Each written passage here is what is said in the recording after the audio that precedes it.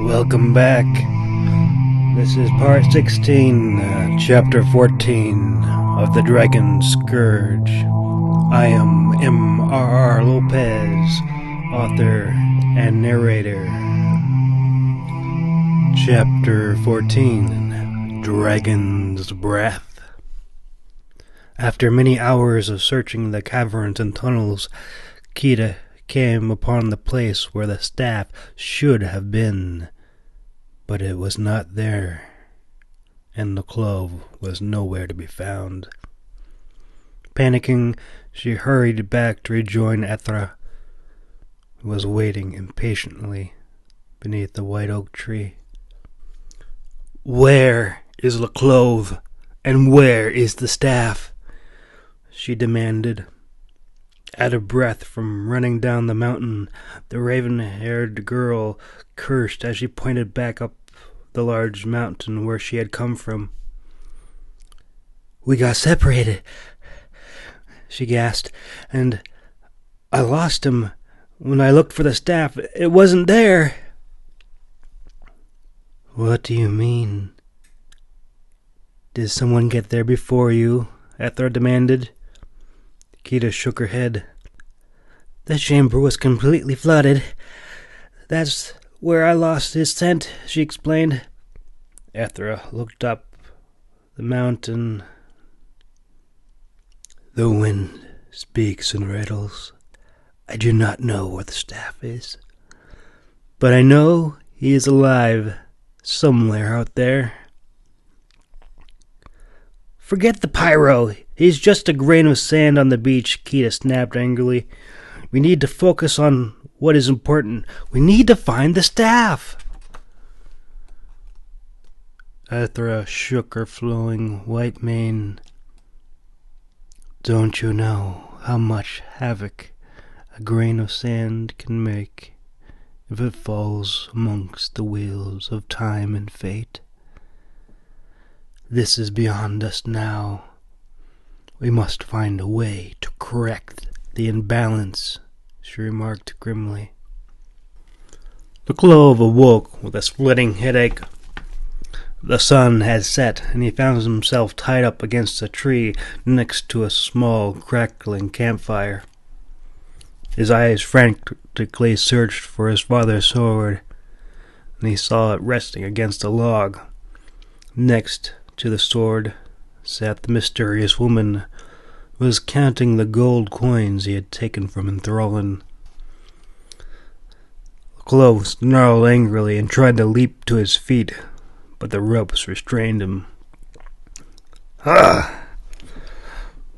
Where did you get this gold, thief?" she demanded sharply. Seething with anger, Clove settled back against the tree and studied her for a moment before he spoke.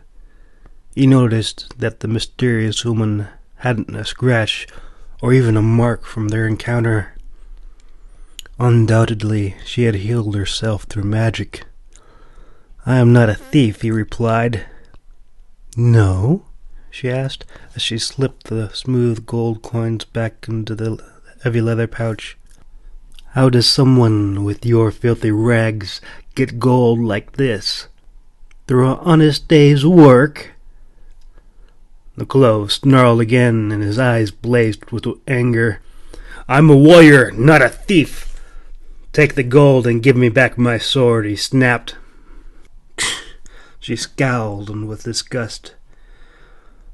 "I would sooner trust a thief over a berserker." The clove frowned, clearly confused by this statement. She went on to explain. "Thieves at least value their worthless lives, and berserkers crave only death." With that, she drew her blade and added, "Which I am obliged to give you."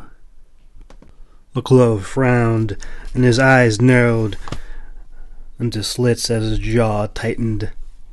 "I have no quarrel with you. Consider us even." Thinking quickly, he braced himself to deflect the blade away from his body with his boot. But as he spoke, her piercing blue eyes gleamed with anger, and she shrieked, Even because of you, I am trapped in this body. The clove's face contorted in disgust. You mean you're not a woman? He exclaimed in horror. Her face flashed red with embarrassment as she glared at the clove with equal distaste at the notion of such a thing. Fool, I'm a dragon. Because you broke the chain of my medallion, I am stuck in this weak, grotesque human form. She pulled a long scarf, drying it on the branch, and wrapped it around her head and face to keep him from looking at her. Clove completely forgot about defending himself and stared at her blankly. I think you're pretty, he offered. The dragoness was not at all amused. She spun around with the tip of her sword, threatening to run him through. You know nothing of beauty, you disgusting pig, she said bitterly, turning around so he could not see the tears running down her face. Le Clove tilted his head, perplexed at the mysterious woman's behavior. Don't cry, he said. Maybe I can mend the chain, he offered. Foolish mortal, only another dragon could mend it, she declared, and I am not crying. This time she didn't bother to turn around. Instead, she sat down on the log and cradled her head in her hands. Her shoulders shivered as she wept silently. Even though he was the one tied up, the clove couldn't help feel sorry for her as he began trying to free his wrist from the rope. You are the prettiest dragon lady I've ever seen, he said, but she didn't bother to look up at him. Know your place, she snapped angrily. If you think humans are so awful, why did you turn yourself into a human anyway? He asked. She turned and gave him an insulted look. Call me that again, and I'll hang you up by your own intestines. Do you think I can squeeze through the narrow caverns in my true form? The clove nodded and said, You know, I always wanted to be a squirrel, he announced, pausing for a moment, watching something moving above him. The dragoness turned in surprise at the statement. A squirrel? She scoffed. Her eyes narrowed quickly as she spotted the little creature sitting on the tree branch above him. She stooped down to pick up a round stone, but just as she took aim at the small creature, the clove intervened by kicking a clod of dirt in her face. The infuriated dragoness cursed, dismayed, but just as she managed to get the dirt from her face, a lonesome, bone-chilling howl echoed through the darkness, causing her to pause and listen. A second howl came, and another, and another. Suddenly a fourth sounded right behind her, and she spun around in terror, only to see that Le Clove had joined in. Stop that! She hissed angrily. Le Clove looked at her. Wolves, he said. She glared at him. I know, she snapped, throwing her sticks into the campfire. I could give you a hand, he suggested. Just shut up, she snapped. I would kill you but your blood would only lure them here. The clove frowned and glanced at his hands, which were finally freed from the ropes. Maybe we could work something out, he suggested. He was curious and wanted to know more about the mysterious woman. Like what? She scoffed, not noticing that he was untied as she ran about, gathering sticks and branches for the fire. Normally wolves would not have frightened her so much, no more than a barn cat or a small terrier. But now that she was stuck in human form, everything seemed so much bigger. The clove scratched his head while leaning back against the tree, watching her rush about. What if I showed you where the rest of the gold was? He asked, slipping his hand back into his lap, as if he were still bound. She stopped what she was doing and looked at him inquisitively. You lie. Why should I trust you? She demanded. Le Clove paused. Good point, he admitted. Well, as long as you're content with what you have. The dragoness frowned and gave the clove a hard, untrusting glare. Most would beg for their lives, but you're just a lunatic. The firelight reflected the clove's bright yellow eyes as he grinned. Won't you tell me your name before you kill me? He asked.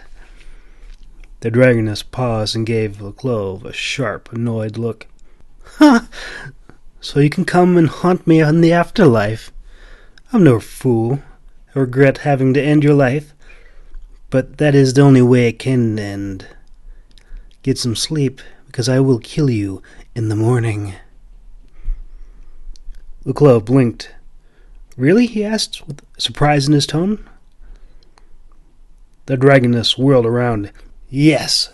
I doubt you would be so kind as to let me have a few last words before you cut me into pieces while I slept, she growled as she walked over and jabbed him sharply in the chest with the pointy stick.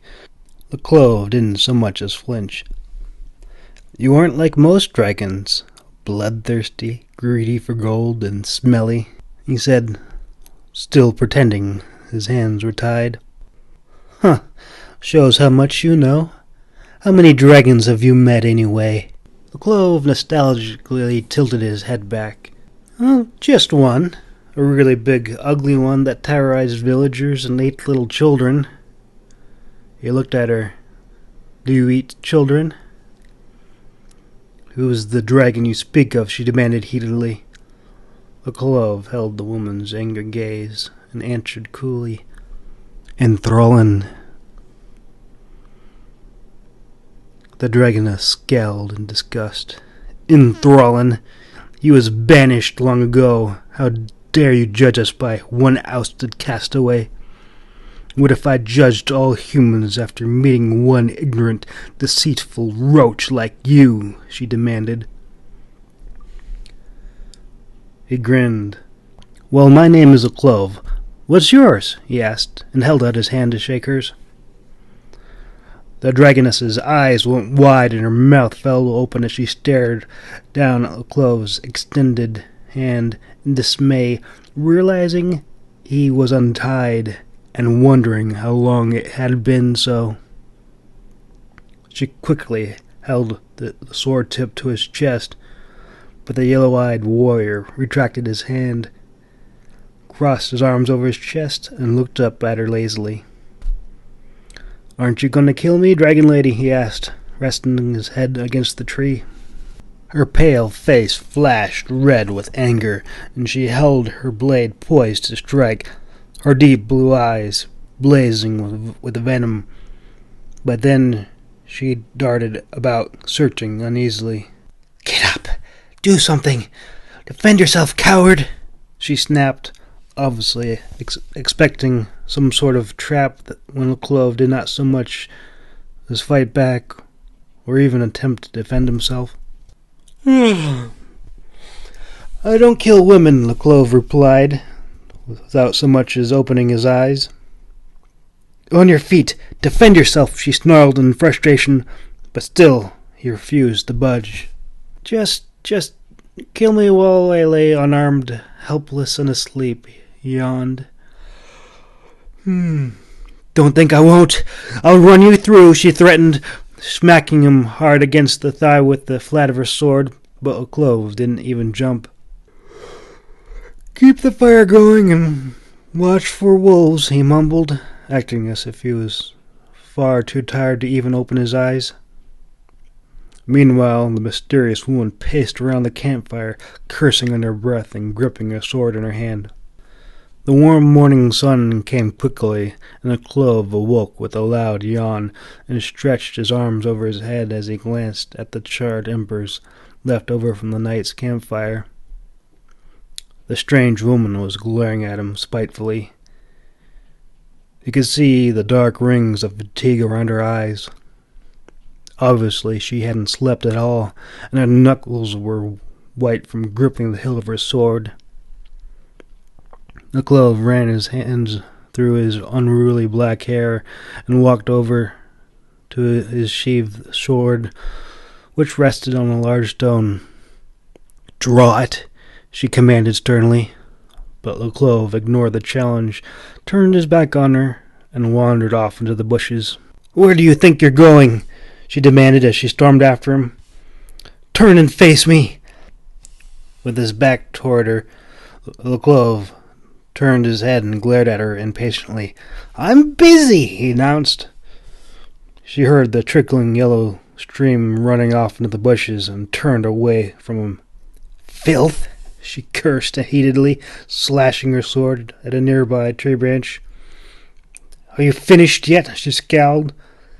The Clove grunted in approval and then headed to the shallow river. "What? Oh, no, you don't! Where are you going? Come back! Draw your sword!" she snarled. Hearing the irate woman shouting at him, he chuckled and then splashed some water into his face. "Tell me your name first," he suggested as he rose back up to his feet, grinning. "I am Lohita," she declared. "Now draw your sword and face me." The Clove did not draw his sword. "Don't you want to know mine first?" he teased. Losing her patience, Lohita let out an angry shout as she leapt at him, attempting to slash his neck with her blade. The Clove hopped backwards and laughed. "Well, at least tell me why you're so determined to kill me." "You destroyed my life," she snapped. "It took me 100 years to create that medallion." She took another swipe at him, but the Clove moved deeper into the river, playfully hopping from stone to stone. "This is fun," he announced. "If you really are a warrior, turn around and face me." "But you'll kill me," he exclaimed in mock horror as he hopped on top of a wet log. "I am going to gut you," she swore at him. But the moment she tried to follow after him, the Clove kicked the log loose, and Lohita cried out in terror as the log began spinning beneath her feet. The Clove raised his eyebrows in amazement as Lohita somehow managed to keep her footing, frantically running on top of this rolling log. "Impressive," he commented. "Oh, you can't run forever." The Clove grinned malevolently and planted the heel of his boot on the log, which came to a sudden stop. Lohita shouted as she went crashing face first into the shallow river. Moments later, the dragoness sprang back to her feet, spluttering up water and cursing angry at the Clove. "Damn it! Why won't you fight me?" "I thought I was winning," the Clove replied. "Quit dancing around like an elf and draw your sword, you loathsome savage." The Clove grinned and hopped toward another stepping stone. "I have no desire to kill you. What have you ever done to me?"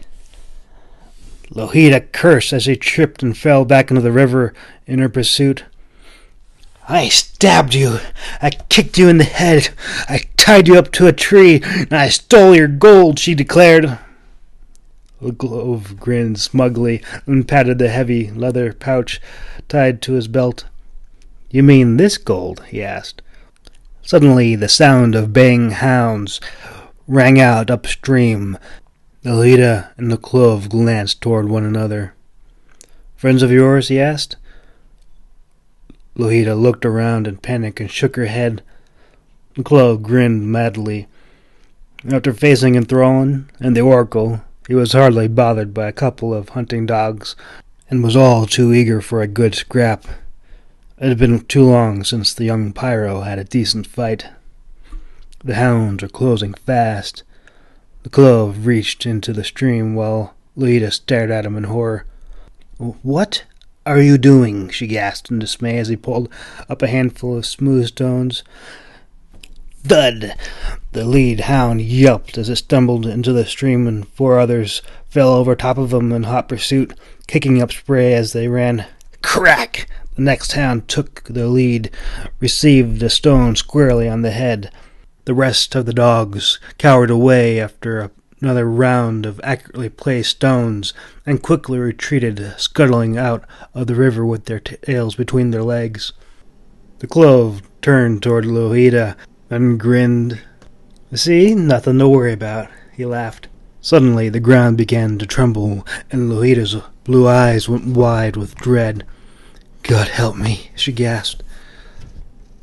The Clove struck a gallant pose, trying to impress her. "Fear not. I am the Clove, the dragon's fiery scourge. No harm will come to you as long as I stand," he crowed. Just as he said this, a band of horsemen came thundering downstream, kicking up spray as they rode. They carried long javelins and were led by a rider on a white horse. Lohita turned and fled toward the riverbank, pausing only to watch as the insane yellow-eyed warrior stood his ground against a dozen charging horsemen. "Run!" she shouted, but the Clove didn't flinch. Until seconds just before it seemed like he might be skewered, the Clove dove into the river and emerged on the opposite side of the rider's javelin and cut the saddle strap as the horseman charged past him. The rider cried out in alarm as he fell from his horse into the river. Thunk! A javelin sunk into the river bed just inches in front of his face. The Clove's yellow eyes were alight with fire, and he reacted with unnerving speed, pulling the javelin free and viciously knocking the second rider from his horse with a blow to the head. The Clove dodged the third rider's javelin with ease. The rider drew his sword and charged the young warrior, intent on either hacking him into pieces or running him down and crushing him beneath his horse. There was no time to pause and think, no place to run. The Clove braced himself as he drove the butt end of the javelin into the shallow river bed and held fast. The tip of the javelin pierced through the charging beast's chest. The horse screamed in pain as its hooves kicked up only inches above the Clove's skull. The javelin buckled and snapped, and the rider fell into the river. Clove delivered a savage kick to the man's face while the fallen warrior struggled to get out from beneath the dying horse. Breathing heavy, the Clove turned about, looking for the other riders to come after him, when he heard Lohita cry out in distress. The rest of the mounted warriors hadn't turned around. They all too eagerly surrounded the masked woman and laughed as she attempted to get away. Suddenly, a javelin came flying from upstream and was bearing into the back of one of the warriors. Immediately they turned to see the Clove standing in the river with his cutlass drawn. "Come die," he snarled, pounding his chest. In unison, 4 of the warriors let out a battle cry and wheeled back around to face him, while the other 2 dismounted to go after Lohita. The 2 dismounted warriors, however, got more than they had bargained for when she turned on the offensive, cutting the first man's throat and running her sword through the second man's chest. Without wasting a second, she hopped onto one of the horses and began riding downstream.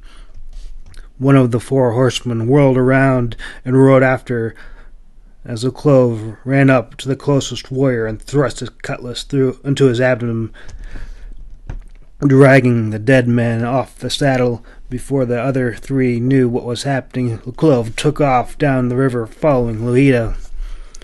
Unaware of what had happened behind him, the rider pursuing Lohita laughed as he heard the horseman coming up behind him. "Wait your turn, I get her first."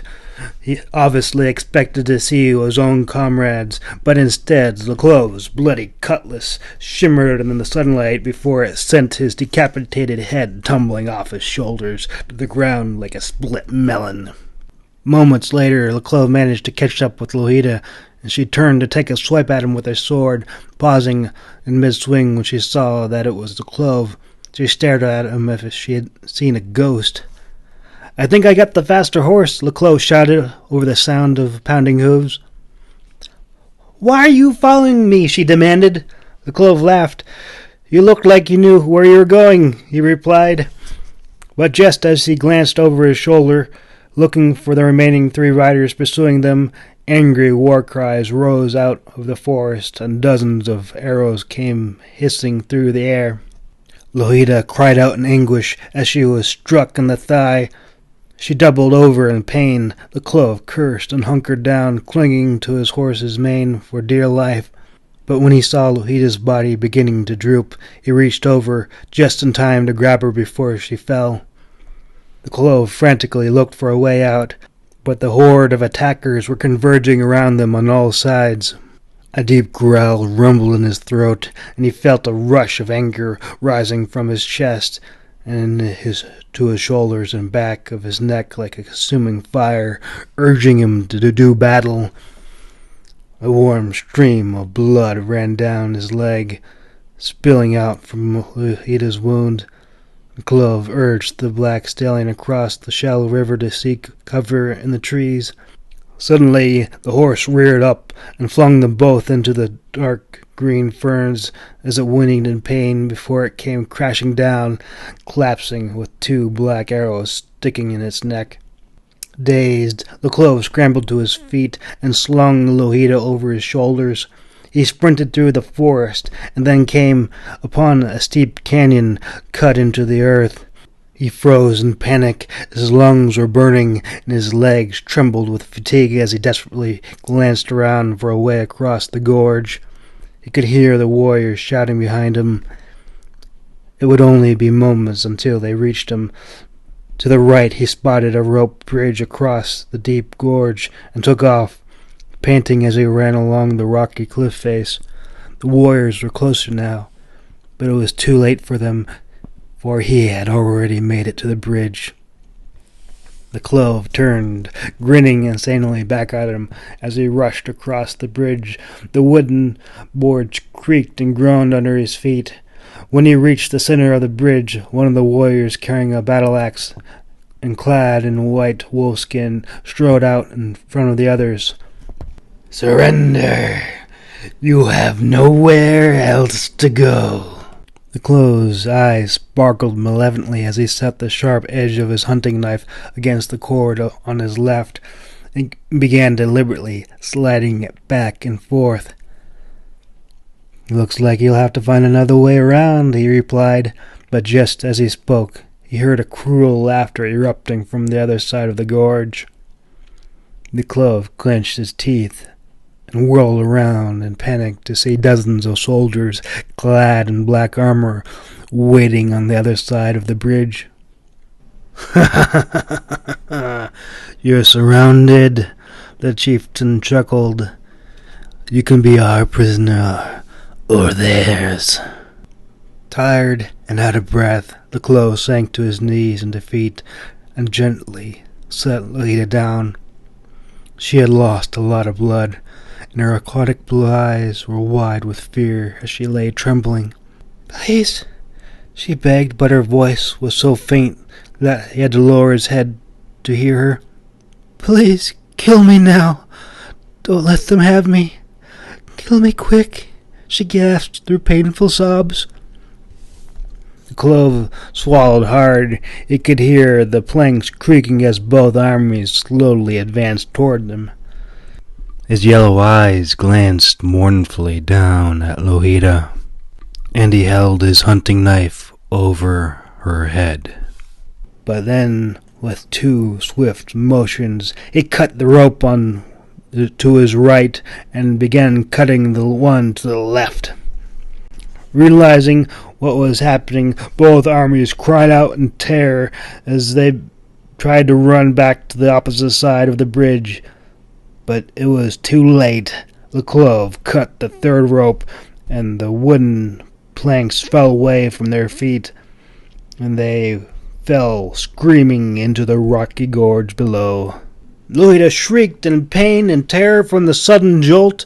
The Clove kept her from falling, using his body like a sling as he hung upside down with his legs locked around the last rope. Stricken in pain, Lohita looked up and stared in horror as the Clove's blade glistened in the sun as he began carving the remaining rope. And then it snapped. No! She shrieked as they swung through the air. The sound of wooden planks crashing against the stone walls was followed by a sickening thunk.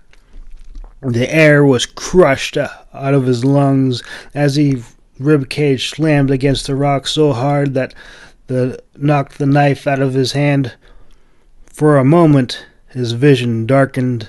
Somehow, he managed to keep hold of the rope and hung upside down in a daze. All he heard was a sound of ringing in his ears. "What the hell are you doing?" Lolita shrieked. She held on to him, for dear life, digging her nails into his skin. The closed yellow eyes were glazed over, and when he opened his mouth, he could only gasp as he struggled to keep hold of the rope. His strength failing fast, the Clove looked down into the gorge and began searching for a handhold on the rocky face. We're okay," he gasped as he struggled to stabilize himself. "We are not okay! We are hanging off the edge of a cliff!" Lolita shrieked, until finally she let go of him and pulled herself onto a small ledge. The Clove glanced over to the opposite direction of the gorge and grimaced. "I have to go back," he growled angrily as arrows struck the rocks above them. Lolita's eyes went wide and she looked over at the Clove in shock. "What for?" she exclaimed. "My father's sword," he said, ducking out of the way as another volley of arrows rained down on them. Lolita scowled as she pulled out the arrowhead protruding from her thigh. "Ah, your father did not give you his sword if it was going to be the death of you, stupid hatchling," she exploded, and stabbed him in the foot with the sharp arrowhead. The Clove's eyes widened as he felt the stinging pain pulsing from his foot. He stared in shock at the broken arrow sticking out from his boot. "Those were good boots," he exclaimed in protest. "If you want to keep them, we had better find a way down before their aim improves," she snapped back at him. The Clove's eyes narrowed into two determined slits. "Are you able to climb?" he asked. Lolita seethed through her teeth, and her hands grabbed her wounded leg protectively. "Don't touch me," she began, pausing in mid-sentence as the Clove reached up and yanked off her scarf. She tried to snatch it back, but the Clove was quicker and began to bind her wound with the dark blue silk. "Why are you here?" she gasped, wriggling in agony, and then putting her hand over her face to brush away her tears. "It's too tight," she seethed, but the Clove ignored the protest and began searching for a way down. "Get on my back and wrap your arms around me," he instructed, as he swung himself over the ledge of the cliff. Lolita vehemently shook her head, refusing to go near him. "You will drop me," she protested. "Besides, how do I know you aren't just helping someone else?" Close stared at her blankly, as if he clung on the cliff face. "How many armies are after you?" he exploded in disbelief. "Dragons have been hunted for thousands of years. And I should warn you, after living 200 years, I have made many enemies and many friends." The Clove glanced over his shoulder at the bottom of the gulch.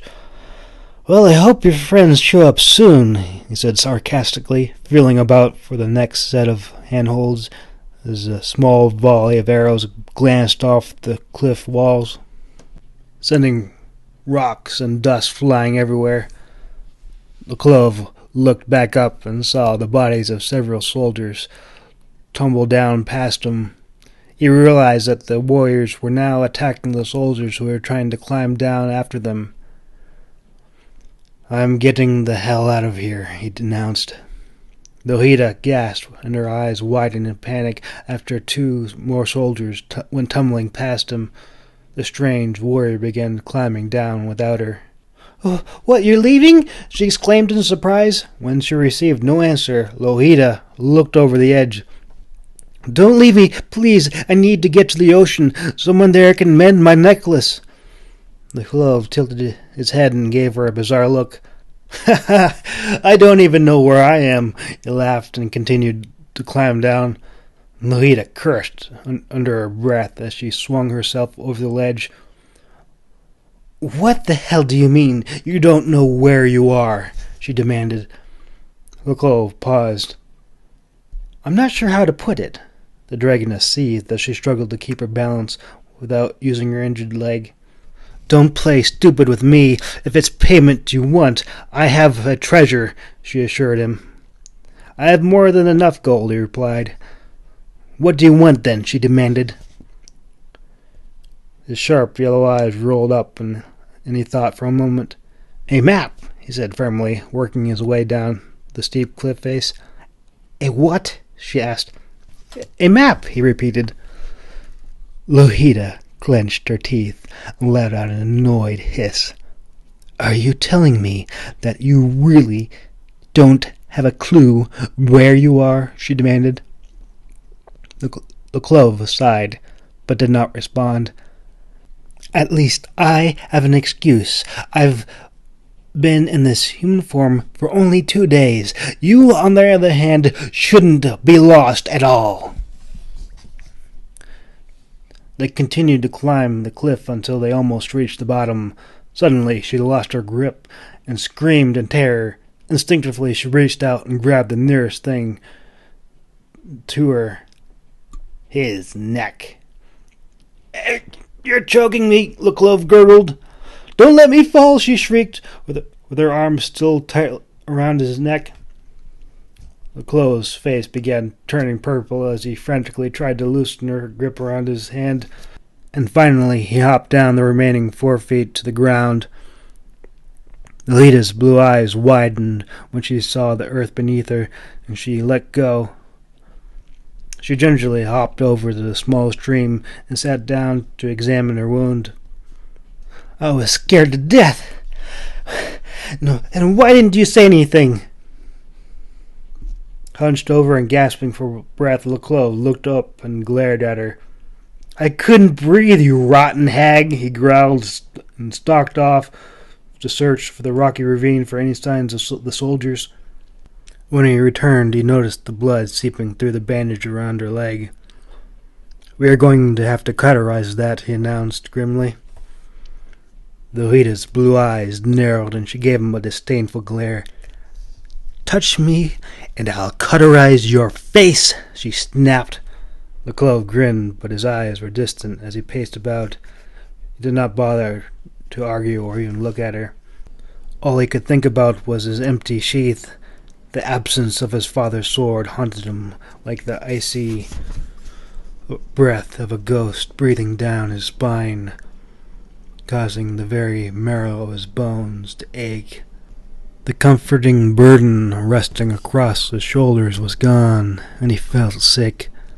Sensing something was amiss, she wondered what was troubling him, until at last she gave in. "What is it?" Ignoring the question, the clove noted the long shadows and said, "We should find shelter." Lohita was about to comment, but the clove was already leading the way through the narrow canyon until he reached a small overhang in the rock that provided a decent shelter. The clove glanced back toward the dragoness, who cursed under her breath as she struggled to keep up. The clove's eyes were cold and distant, and his face was gaunt. He gathered some dried branches and began a campfire beneath the overhang. "Keep the fire low," he instructed as he headed back up the trail. Lohita nodded silently as she warily leaned against a tree.